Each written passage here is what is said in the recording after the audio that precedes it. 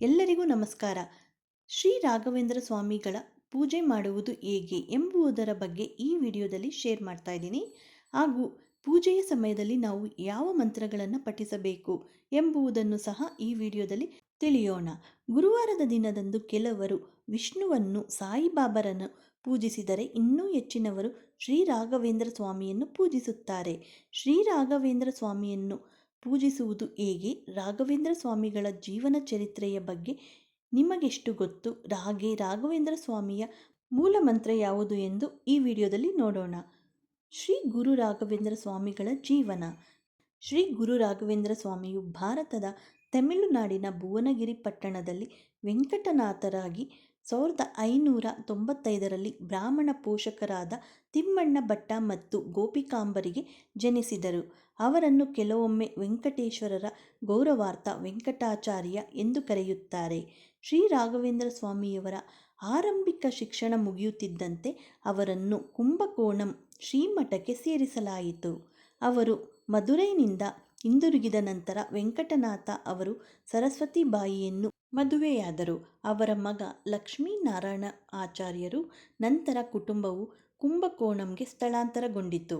ಶ್ರೀಮಠದಲ್ಲಿ ವೆಂಕಟನಾಥರು ಸುಧೀಂದ್ರ ತೀರ್ಥರ ಅಡಿಯಲ್ಲಿ ಅಧ್ಯಯನ ಮಾಡಿದರು. ಅವರು ಶೀಘ್ರದಲ್ಲೇ ಪ್ರತಿಭಾವಂತ ವಿದ್ವಾಂಸರಾಗಿ ಹೊರಹೊಮ್ಮಿದವರು ಮತ್ತು ಅವರಿಗಿಂತ ಹಳೆಯ ವಿದ್ವಾಂಸರ ಬಗ್ಗೆ ನಿರಂತರವಾಗಿ ಚರ್ಚೆಗಳಲ್ಲಿ ಗೆಲುವನ್ನು ಸಾಧಿಸಿದರು. ಅವರನ್ನು ಸಂಸ್ಕೃತ ಮತ್ತು ಪ್ರಾಚೀನ ವೈದಿಕ ಗ್ರಂಥಗಳ ಶಿಕ್ಷಕ ಎಂದು ಕರೆಯಲಾಗುತ್ತಿತ್ತು.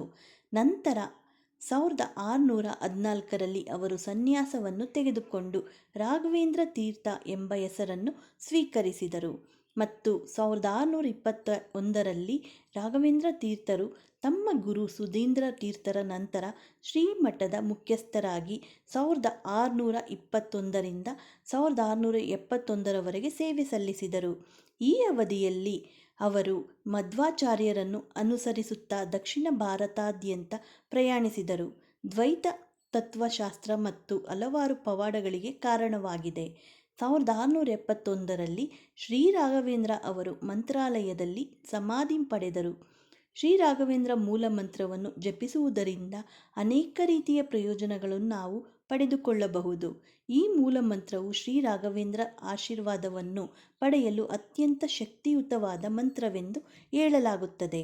ಶ್ರೀ ರಾಘವೇಂದ್ರ ಮೂಲ ಮಂತ್ರವನ್ನು ಯಾವುದೇ ಸಮಸ್ಯೆಗಳಿಗೆ ಯಾರು ಬೇಕಾದರೂ ಜಪಿಸಬಹುದು. ಶ್ರೀ ರಾಘವೇಂದ್ರ ಮೂಲ ಮಂತ್ರವನ್ನು ಜಪಿಸಲು ಉತ್ತಮ ದಿನಗಳು. ನಿಮಗೆ ಪ್ರತಿದಿನ ಜಪಿಸಲು ಸಾಧ್ಯವಾಗದಿದ್ದರೆ ಅದು ಗುರುವಾರದಂದು ನೀವು ಜಪಿಸಬಹುದು. ಶ್ರೀ ರಾಘವೇಂದ್ರ ಮೂಲ ಮಂತ್ರವನ್ನು ಪ್ರಾರಂಭಿಸಲು ಬಹಳ ಉತ್ತಮವಾದ ದಿನ ಗುರುವಾರ. ಅದು ಶುಕ್ಲ ಪಕ್ಷ ಅಥವಾ ಹುಣ್ಣಿಮೆ ಚಂದ್ರನ ಅವಧಿ ಅಥವಾ ಪುಷ್ಯ ನಕ್ಷತ್ರ ಬಂದ ಗುರುವಾರ. ವಿಶೇಷವಾದ ದಿನ. ಜಪಿಸಲು ಉತ್ತಮ ಸಮಯ ಸೂರ್ಯೋದಯಕ್ಕೂ 1 ಗಂಟೆ ಮೊದಲು. ಮಂತ್ರವನ್ನು ಎಷ್ಟು ಬಾರಿ ಪಠಿಸಬೇಕು ಅಥವಾ ಜಪಿಸಬೇಕು? 9 ಅಥವಾ 11 ಅಥವಾ 108 ಬಾರಿ ಪಠಿಸಬೇಕು. ಶ್ರೀ ರಾಘವೇಂದ್ರ ಮೂಲ ಮಂತ್ರವನ್ನು ಯಾರು ಪಠಿಸಬಹುದು ಎಂಬುದಾದರೆ, ಯಾವುದೇ ಲಿಂಗ ಮತ್ತು ವಯಸ್ಸಿನ ಭೇದ ಭಾವವಿಲ್ಲದೆ ಯಾರು ಬೇಕಾದರೂ ಪಠಿಸಬಹುದು. ಇನ್ನು ಶ್ರೀ ಗುರು ರಾಘವೇಂದ್ರ ಸ್ವಾಮಿಗಳನ್ನು ಪೂಜಿಸುವುದು ಹೇಗೆ ಎಂಬುದನ್ನು ನೋಡೋಣ. ನೀವು ಶ್ರೀ ರಾಘವೇಂದ್ರ ಸ್ವಾಮಿಗಳನ್ನು ಪೂಜಿಸುವುದಾದರೆ ರಾಘವೇಂದ್ರರ ಫೋಟೋ ಅಥವಾ ವಿಗ್ರಹ ಅಥವಾ ಯಂತ್ರವನ್ನು ಬಳಸಬಹುದು. ಈ ಮೂಲಕ ಅವರನ್ನು ನೀವು ಪೂಜಿಸಬಹುದು. ಮಂತ್ರಸಿದ್ಧಿಯನ್ನು ಪಡೆಯಲು ನೀವು ಬಯಸಿದ್ದಾದರೆ 48 ದಿನಗಳವರೆಗೆ ದಿನಕ್ಕೆ 1008 ಬಾರಿ ಮಂತ್ರವನ್ನು ಪಠಿಸಬೇಕು.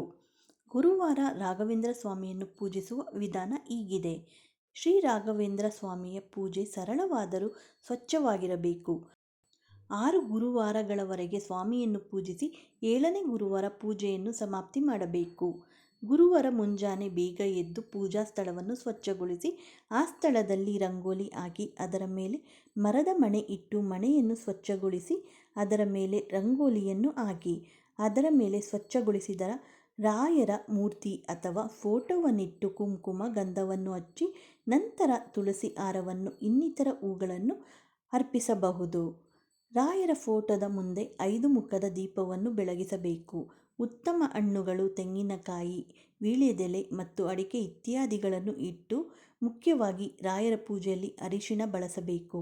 ರಾಯರನ್ನು ಪೂಜಿಸುವ ಮುನ್ನ ಗಣೇಶನನ್ನು ಪೂಜಿಸಿ ಅವನಿಗೂ ಪ್ರತ್ಯೇಕವಾಗಿ ಹೂವು ಹಣ್ಣುಗಳನ್ನು ಅರ್ಪಿಸಿ ನೈವೇದ್ಯ ಮಾಡಬೇಕು. ನಂತರ ರಾಯರ ಮುಂದೆ ಕುಳಿತು ಮನಸ್ಸಿನಲ್ಲಿರುವ ಆಸೆಗಳನ್ನು ಈಡೇರಿಸುವಂತೆ ಪ್ರಾರ್ಥಿಸಿ ಧೂಪ ದೀಪವನ್ನು ಬೆಳಗಿಸಿ ನೈವೇದ್ಯವನ್ನು ಅರ್ಪಿಸಿ. ಸುಮಾರು 2 ಅಥವಾ 3 ತುಳಸಿ ಎಲೆಗಳನ್ನು ತೆಗೆದುಕೊಂಡು ಅವುಗಳನ್ನು ನಮ್ಮ ಕೈಯಲ್ಲಿ ಮುಚ್ಚಿ ರಾಯರಿಗೆ 11 ಪ್ರದಕ್ಷಿಣೆಯನ್ನು ಹಾಕಿ ಪ್ರದಕ್ಷಿಣೆ ಹಾಕುವಾಗ ಈ ಮಂತ್ರವನ್ನು ಪಠಿಸಿ. ಪೂಜ್ಯಾಯ ಶ್ರೀ ರಾಘವೇಂದ್ರಾಯ ಸತ್ಯಧರ್ಮರತಾಯ ಚ ಭಜತಾಂ ಕಲ್ಪವೃಕ್ಷಾಯ ನಮತಾಂ ಕಾಮಧೇನವೇ. 11 ಪ್ರದಕ್ಷಿಣೆ ಮುಗಿಸಿದ ನಂತರ ಶ್ರೀ ರಾಘವೇಂದ್ರ ಮೇಲೆ ನಮ್ಮ ಕೈಯಲ್ಲಿರುವ ತುಳಸಿಯನ್ನು ಹರಡಿ ಅವರ ಕಡೆಗೆ ಪ್ರಾರ್ಥಿಸಿ. ಕೊನೆಗೆ ಅವರ ಕಡೆಗೆ ಸಾಷ್ಟಾಂಗ ನಮಸ್ಕಾರ ಮಾಡಿ ಪೂಜೆ ಮುಗಿಸಿ ಕೇವಲ ಮಧ್ಯಾಹ್ನ 1 ಬಾರಿ ಆಹಾರವನ್ನು ತೆಗೆದುಕೊಂಡು ರಾತ್ರಿಯಲ್ಲಿ ಕೆಲವು ಹಣ್ಣುಗಳನ್ನು ಮತ್ತು ಹಾಲನ್ನು ಮಾತ್ರ ಸೇವಿಸಬೇಕು. ಮಲಗುವಾಗ ಚಾಪೆಯನ್ನು ಮಂಚವನ್ನು ಬಳಸಬಾರದು. ಈ ಪೂಜಾ ವಿಧಾನಗಳನ್ನು ಮತ್ತು ಮಂತ್ರವನ್ನು ಪ್ರಾಮಾಣಿಕವಾಗಿ ಮತ್ತು ಸಂಪೂರ್ಣವಾಗಿ ಅನುಸರಿಸುವ ಮೂಲಕ ನಿಮ್ಮ ಜೀವನದಲ್ಲಿ ಸಕಾರಾತ್ಮಕ ಮಾರ್ಗವನ್ನು ನೀವು ಸ್ಪಷ್ಟವಾಗಿ ನೋಡಬಹುದು. ಶ್ರೀ ಗುರು ರಾಘವೇಂದ್ರ ನಿಮಗೆ ಮತ್ತು ನಿಮ್ಮ ಕುಟುಂಬಕ್ಕೆ ಶಾಂತಿ, ಸಂತೋಷ ಮತ್ತು ಆರೋಗ್ಯವನ್ನು ನೀಡುತ್ತಾನೆ. ಈ ಮಾಹಿತಿ ಏನಾದರೂ ನಿಮಗೆ ಉಪಯುಕ್ತವಾದರೆ ಲೈಕ್ ಮಾಡಿ, ಹಾಗೆ ಎಲ್ಲರಿಗೂ ಶೇರ್ ಮಾಡಿ. ಮತ್ತಷ್ಟು ವಿಡಿಯೋಗಳಿಗೆ ನಮ್ಮ ಚಾನಲನ್ನು ಸಬ್ಸ್ಕ್ರೈಬ್ ಆಗೋದನ್ನು ಮರಿಬೇಡಿ. ಮತ್ತೆ ಸಿಗೋಣ ಇನ್ನೊಂದು ವಿಡಿಯೋದೊಂದಿಗೆ. ಎಲ್ಲರಿಗೂ ಧನ್ಯವಾದಗಳು. ಶ್ರೀ ಗುರು ರಾಘವೇಂದ್ರಾಯ ನಮಃ.